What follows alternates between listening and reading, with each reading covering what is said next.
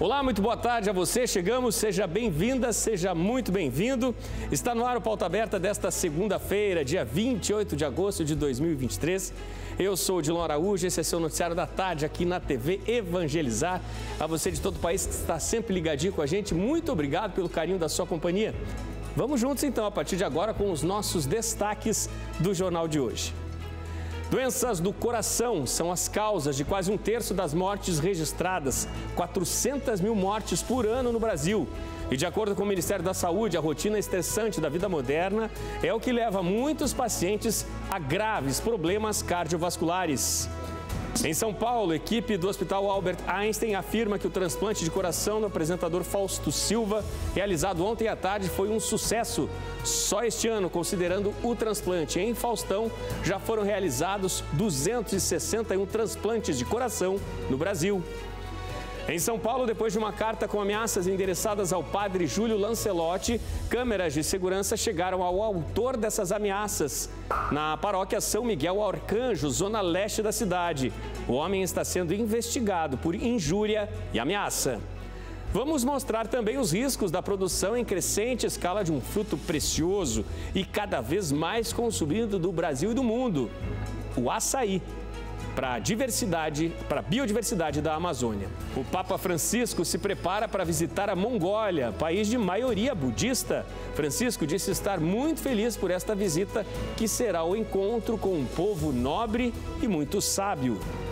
O adeus emocionado a Dom Geraldo Magela Agnello, arcebispo emérito de Salvador, que foi sepultado hoje na cripta da Catedral Metropolitana de Londrina. No Dia Nacional do Voluntariado, vamos mostrar para você as lindas e emocionantes histórias de gente que faz a diferença e muita diferença na vida dos outros. Fique ligadinho com a gente, o Pauta Aberta desta segunda-feira começou.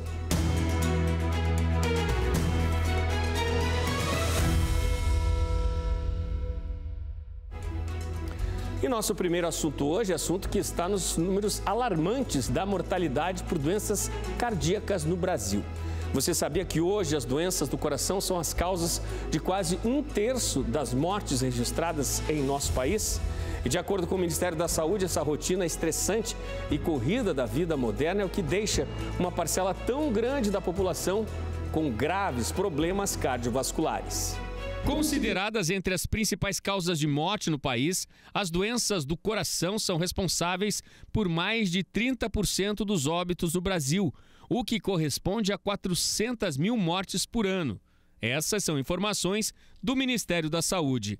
Atualmente, aproximadamente 14 milhões de pessoas têm alguma enfermidade cardiovascular no Brasil. Muitas delas podem ser evitadas com diagnóstico precoce.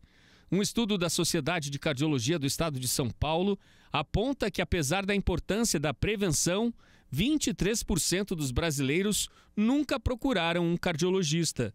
As doenças como infarto, acidente vascular cerebral, o AVC e insuficiência cardíaca foram responsáveis por 17 milhões e 900 mil mortes em 2019, ou 32% do total de mortes no mundo, de acordo com a Organização Mundial da Saúde.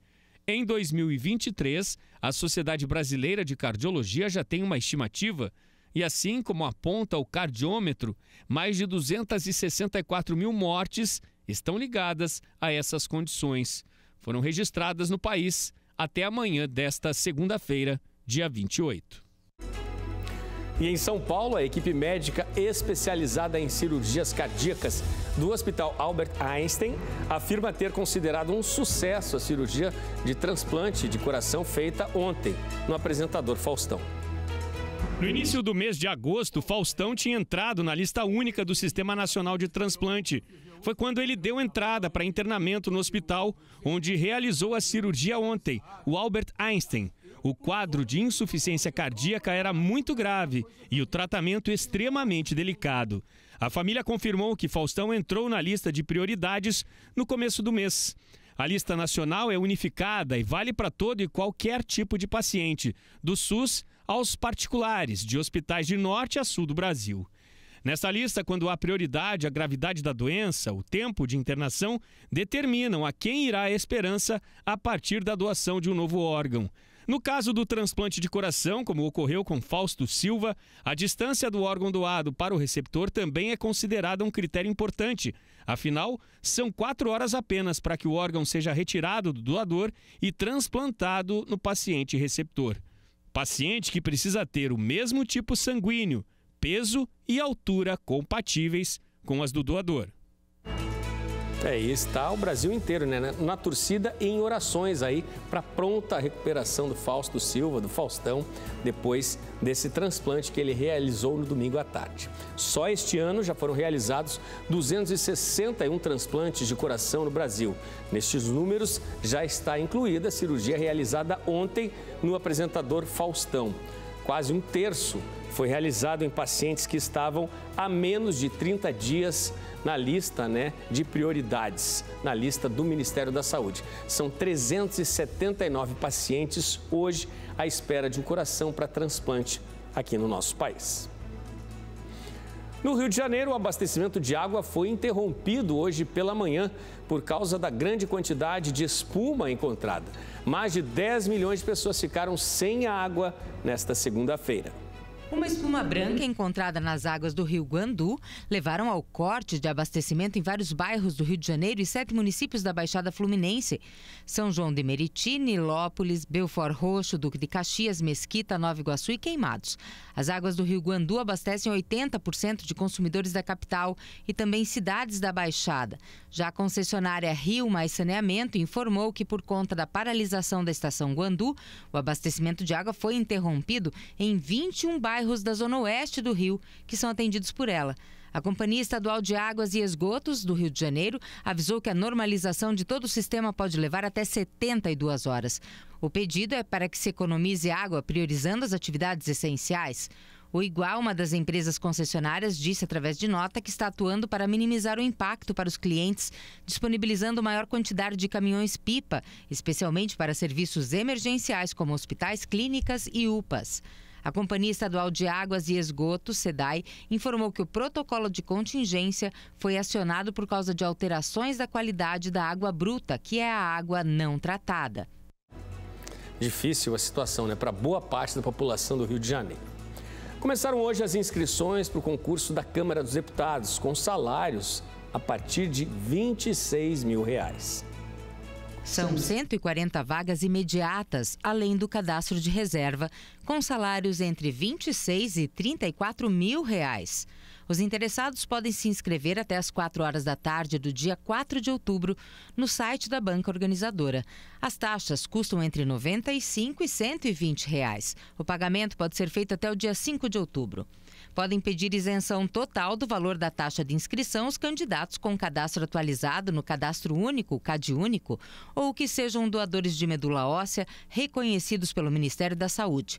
Os pedidos vão ser aceitos até às 4 horas da tarde do dia 30 de agosto.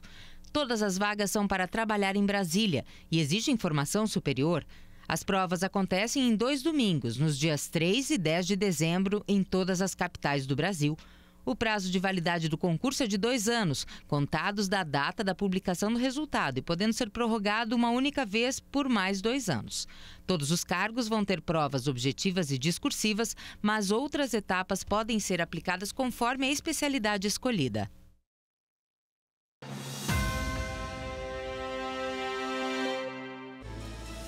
O manejo biológico tem como princípio o uso de técnicas sustentáveis para o combate a pragas e doenças nas plantações.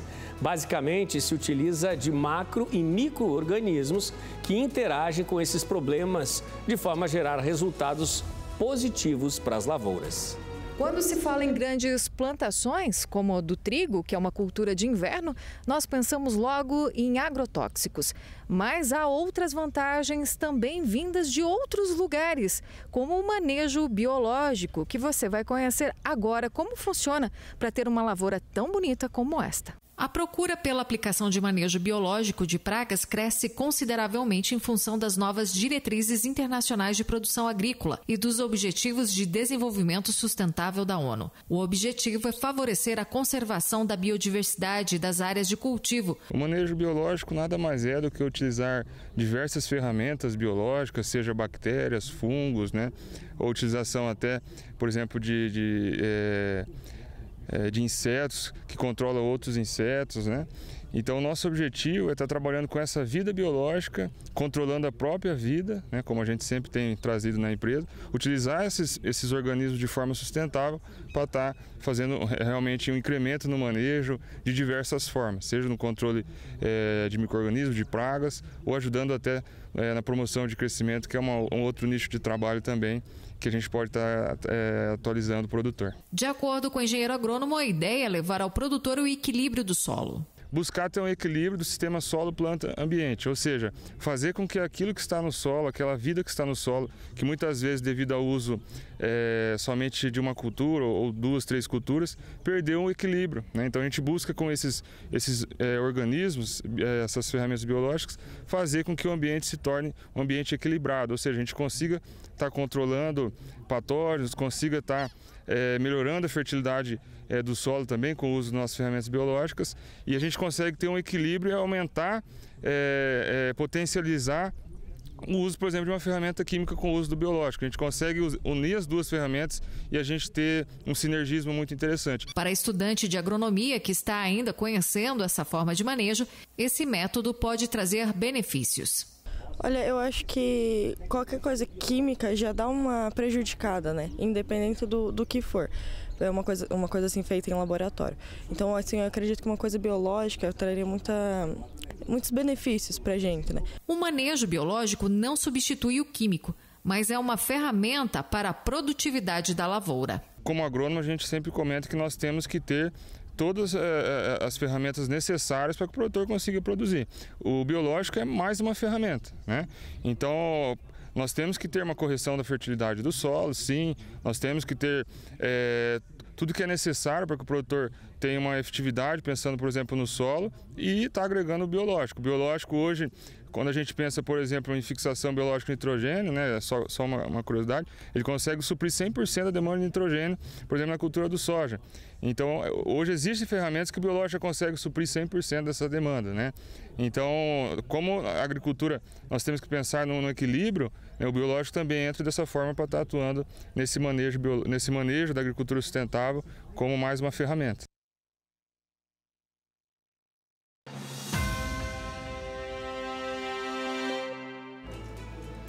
Na Amazônia, a colheita do açaí proporciona sustento, né, das famílias, mas acontece que das famílias da comunidade quilombola, mas acontece que isso tem um impacto muito grave à biodiversidade. Veja na reportagem. Nesta comunidade da Amazônia brasileira, a colheita do açaí já começou. O boom do fruto de origem indígena vem beneficiando economicamente os produtores como José Diogo. Em um dia bom, ele enche 25 cestos de 14 quilos, que vende de 12 até R$25 cada. Trouxe muita coisa boa. Às vezes tinha muita coisa que eu não tinha, por exemplo, minha casa, eu não tinha ainda. Aí depois, através do açaí, foi tirando o açaí e foi construindo. Não está pronto ainda, mas a gente vai construindo devagar. Não dá para construir uma vez, mas vai devagar, a gente vai chegando lá. Aí, graças a Deus, chegou o açaí, a coisa vai melhorando. O açaí cresce naturalmente em áreas inundáveis no estado do Pará, que concentra mais de 90% da produção brasileira. A fruta sempre fez parte da dieta dos paraenses, mas as propriedades nutritivas e antioxidantes popularizaram o açaí como um superalimento no Brasil e no exterior, o que fez a demanda disparar.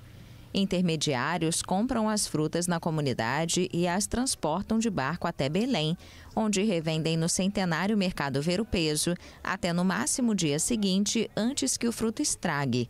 Os vendedores podem ganhar até R$300 em uma jornada. Então, hoje em dia aqui no açaí é muito mais rentável para mim estar trabalhando aqui como autônomo. Eu ganho muito mais do que eu estar empregado numa firma. tem essas vantagens, tem essas desvantagens, mas só a pessoa usar a cabeça e saber administrar. Mas aqui, hoje em dia, é mais viável do que eu estar trabalhando de carteira assinada. Mas apesar de o açaí ser promovido como um exemplo de bioeconomia que gera renda para os moradores da Amazônia sem desmatar a floresta, estudos têm demonstrado que a expansão está levando a uma perda da biodiversidade. Isso pode afetar até mesmo o açaí, que se torna menos produtivo pela perda de polinizadores como abelhas, formigas e vespas. A gente tem já uma grande preocupação, porque esse boom do açaí trazendo para a cadeia um processo que chama o seguinte: a gente está entrando no monocultivo do açaí. Então, isso pode se tornar um problema para nós, porque a gente sabe que a gente vive na Amazônia e a Amazônia não vive só de uma espécie só. Alguns defendem melhores regras de conservação e fiscalização para ajudar a combater o monocultivo. Com o aumento do preço, as pessoas querem produzir mais e aí tem sim já indicativos de que as práticas de manejo que estão sendo adotadas, elas diminuem a biodiversidade das áreas produtoras. Esse é um desafio. E o outro desafio é que o preço do açaí subiu muito. E o açaí, ele é um produto da dieta, da segurança alimentar do povo paraense. De acordo com o último censo do IBGE, existem 3.500 comunidades quilombolas no Brasil, totalizando 1.300.000 pessoas, que muitas vezes se sentem invisíveis aos olhos da sociedade e querem ser reconhecidas como protetoras da floresta. Nós não queremos uma Amazônia que se falem dela, que se preserve ela, uma flora, uma fauna, mas que se esqueçam que aqui tem pessoas, que aqui tem seres humanos que precisam viver e viver bem, viver com qualidade de vida. Nós queremos ter qualidade de vida, nós queremos ter um ambiente, preservar o meio ambiente, mas também fazer parte desse meio ambiente. Veja no próximo bloco o adeus a Dom Geraldo Magela Agnello, arcebispo emérito de Salvador, que foi sepultado hoje em Londrina. No Dia Nacional do Voluntariado, você vai conhecer o time da solidariedade de um hospital em Curitiba. Homens e mulheres que trabalham levando mensagens de otimismo, pensando sempre no melhor para o próximo. Fique com a gente, o intervalo é rápido, voltamos já.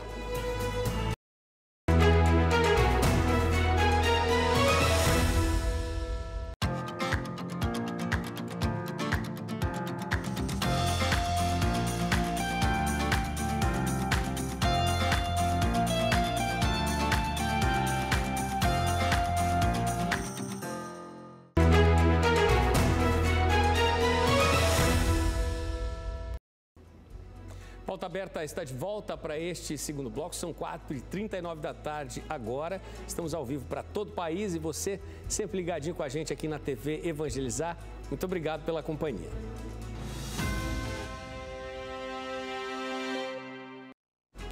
E a gente dá início a este bloco com uma imagem impressionante. Vem de Taiwan, lá na Ásia, olha só. E quase não dá para acreditar da tragédia da qual o motorista deste carro escapou.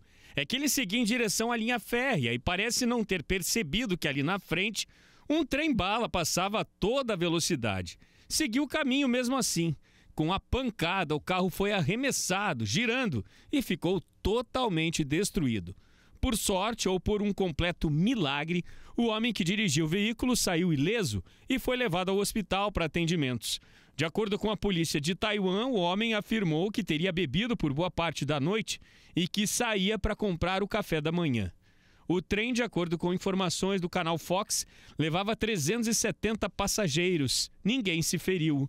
As imagens da CCTV, o circuito fechado de TV da China, que mostram o acidente em 21 de agosto, foram divulgadas apenas agora. O apelo das autoridades de segurança, não apenas em Taiwan, mas no mundo inteiro, é para que as pessoas não dirijam depois de beber. Sem falar do cuidado extremo que devem ter ao atravessar as chamadas passagens de nível. No caso aqui, apesar da violência da pancada, e que bom, ninguém se machucou, apesar do susto.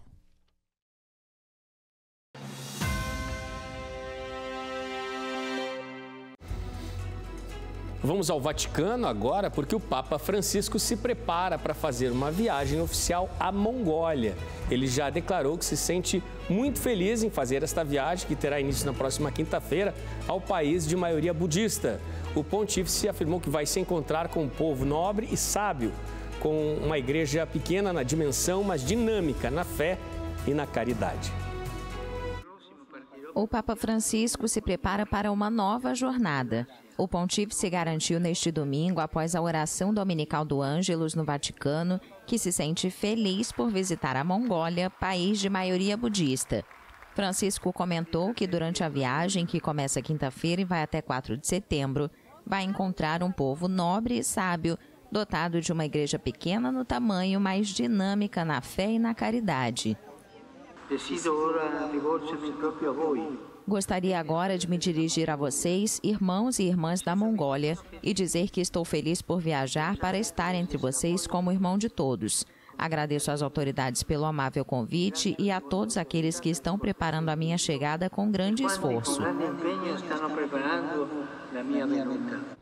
Ex-satélite da União Soviética, que se tornou uma democracia em 1992, a Mongólia tem uma das menores comunidades católicas do mundo, estimada em cerca de 1.450 membros, num total de 3 milhões de habitantes.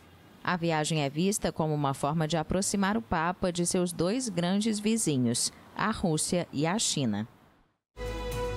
Aqui no Brasil, o arcebispo emérito de Salvador, cardeal Dom Geraldo Magela Agnello, foi sepultado na cripta da Catedral Metropolitana de Londrina, conforme o desejo por ele manifestado. Quem tem mais detalhes para a gente é a nossa repórter, a Luciana Macedo. Boa tarde para você, Luciana. Olá, Odilon, boa tarde para você, boa tarde a todos. O sepultamento foi realizado ao meio-dia de hoje na cripta da Catedral de Londrina e aconteceu após a Missa das Exéquias. A celebração foi conduzida por Dom Sérgio da Rocha, que é arcebispo de Salvador, na Bahia. Ele é sucessor de Dom Geraldo Magela, que era arcebispo emérito de Salvador. Após a missa, o caixão foi conduzido por bispos e padres em um pequeno cortejo pela lateral da igreja até a cripta, que fica no subsolo. A última oração foi feita pelo arcebispo de Londrina, Dom Jeremias Steinmetz. Foi um momento de muita emoção, em especial para quem conviveu diretamente com Dom Geraldo. Ao lado do caixão estava Júlia Bianconi, que foi secretária do cardeal por 40 anos e foi ela quem recebeu seus últimos pertences. O funeral de Dom Geraldo teve início na manhã de domingo, aqui na Catedral Metropolitana de Londrina, onde a cada 2 horas foi celebrada uma missa. Dom Geraldo Magela Agnello faleceu aos 89 anos devido a complicações na saúde, que ficou bastante debilitada após um AVC sofrido em dezembro do ano passado. Mesmo sendo arcebispo emérito de Salvador, na Bahia, foi desejo dele, expresso por meio de uma carta registrada em 2020, de que fosse sepultado aqui em Londrina, onde ele exerceu o episcopado de 1983 até 1991. Odilon. Obrigado, Luciana. Muitas emoções, muitas orações por Dom Geraldo Magela, não apenas em Londrina, né? Também em Salvador e em todo o país. Em Salvador, a celebração eucarística pela missa do 7º dia, né, do falecimento de Dom Geraldo Magela Agnello está marcada já para 1º de setembro, próxima sexta-feira, às 4 horas da tarde, na Catedral Basílica do Santíssimo Salvador. Agora vamos para São Paulo, porque um bilhete com ameaças foi deixado na porta da paróquia São Miguel Arcanjo, na zona leste da capital, para o padre Júlio Lancelotti. Na mensagem escrita à mão, o pároco é intimidado. Com o auxílio de câmeras de segurança, foi possível identificar o autor. Ele não teve o nome revelado, mas está sendo investigado por injúria e ameaça. No último fim de semana, o padre Júlio Lancelotti divulgou nas redes sociais um bilhete que recebeu com ameaças e xingamentos. No bilhete, o autor escreve que o padre é, abre aspas, defensor dos direitos dos bandidos e petista, fecha aspas. O padre ainda é acusado de, abre aspas, usar o povo para se favorecer, fecha aspas. No final do texto, o autor diz que, abre aspas, seu dia de reinado aqui vai acabar, pode esperar, fecha aspas. Após a repercussão, um idoso de 72 anos confessou ter escrito o bilhete com insultos e ofensas ao padre. Em depoimento, o homem disse que conhece o pároco e que não pretendia efetivamente fazer mal algum. O padre Júlio Lancelotti disse que vai registrar um boletim de ocorrências e que as ameaças direcionadas a ele são recorrentes. De acordo com nota da Secretaria de Segurança do Estado de São Paulo, o caso foi registrado como injúria e ameaça. Preocupação, de toda a comunidade pela integridade do padre Júlio Lancelotti na paróquia onde ele trabalha em São Paulo. E neste último domingo, dia 27, foram completados 24 anos de morte de Dom Helder Câmara. Para fazer memória da vida do servo de Deus, Dom Paulo Jackson celebrou missa na Igreja das Fronteiras, no Recife. A celebração em memória dos 24 anos de morte de Dom Helder Câmara aconteceu na Igreja das Fronteiras, em Recife. A programação contou com sarau, com os beneficiados do projeto social da Casa Frei Francisco. A apresentação foi acompanhada por Dom Paulo Jackson, que também visitou o local que serviu de residência para Dom Helder. Móveis e objetos pessoais estão perfeitamente preservados. Às 11 horas, deu-se início à Santa Missa, presidida por Dom Paulo Jackson e concelebrada por vários padres. A celebração contou também com a presença de parlamentares, admiradores de Dom Helder e todo o povo de Deus. Durante a homilia, Dom Paulo incentivou a todos a continuar sonhando os sonhos de Dom Helder. Dom Helder tinha o sonho da liberdade, da consciência, o sonho da justiça, da superação da desigualdade social, de um mundo novo, e ele sonhava que chegássemos ao ano 2000 sem fome. Continuamos então o mesmo sonho de Dom Helder por causa de Jesus, por causa do Santíssimo Sacramento, por causa da doutrina social da Igreja. Por causa do Evangelho, continuamos a sonhar o sonho de Dom Helder.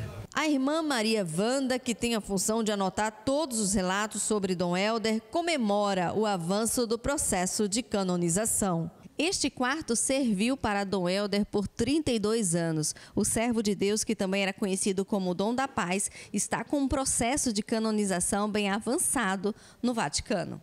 Frei Josiel Gomes, postulador da causa, explica o que falta para Dom Helder ser declarado santo. Nós estamos na fase romana, agora estamos na elaboração da posício, que é o documento, por assim dizer, final do processo. E com a finalização desse documento, nós vamos então entregá-lo às comissões romanas para que deem os seus pareceres e, sendo positivo, tudo isso, todo esse resultado, o Santo Padre vai declarar Dom Helder como venerável. Torcemos e rezamos para que isso aconteça em breve tempo. Ao final da celebração, Dom Paulo recebeu um volume das obras do servo de Deus do Instituto Dom Helder Câmara. Da Arquidiocese de Olinda e Recife, Renata Vasconcelos para a TV Evangelizar.